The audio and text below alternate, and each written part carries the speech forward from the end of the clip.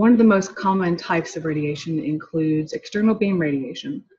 External beam radiation is basically using a machine outside of your body to apply radiation to a particular tumor that's located inside your body. And the most common machine that they use is what's called a linear accelerator. And we'll show you a picture of that here in a little bit.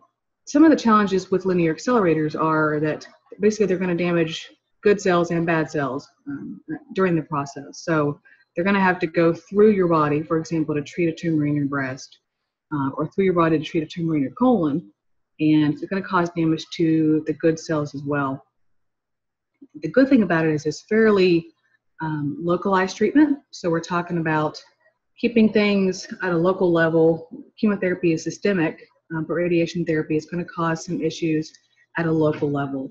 And the good thing about healthy cells is that you're damaging the DNA of cancer cells, but healthy cells are able to regenerate. So your body tends to recover a little bit faster from radiation than it does chemotherapy, but it's certainly not without its challenges, and I can speak from experience on that. Another kind of radiation therapy that we see commonly in prostate cancer, for example, is what's called internal radiation therapy.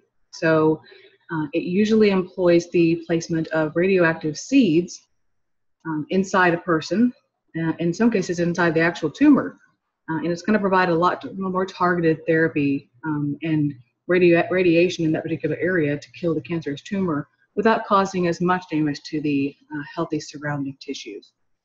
Another type of internal radiation is actually inserting a wand, effectively, with radiation on it into a body cavity. That could be the vagina, or in some cases the anus, and in some cases the mouth. And it's less applied in those type of situations. But what you see here is a picture of radioactive seeds that are implanted in a gentleman who had prostate cancer. So those are left in there forever, and eventually radioactive decay makes them no longer radioactive, but they continue to work for a period on that prostate cancer and provide minimal side effects and damage to surrounding tissues. It's really the best way to treat prostate cancer in this situation. And the third type of radiation therapy is systemic radiation therapy. So we're actually talking about taking a liquid internally or swallowing pills. And this is actually a radioactive isotope called radioactive iodine. And it's most often used to treat thyroid cancer. So the thyroid naturally absorbs iodine.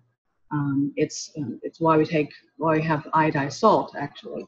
And if somebody has thyroid cancer, that pill is going to go directly to that thyroid cell and hopefully treat the cancer until it becomes resistant to that therapy. It does make you radioactive, the latter of those three, and most people that have that treatment actually have to be quarantined for several days, if not more, because it actually can cause damage to other people's thyroid gland, and especially in young children who are still developing. So here's kind of an overview about what radiation consists of. Let's kind of get into a little bit more detail about the treatment process.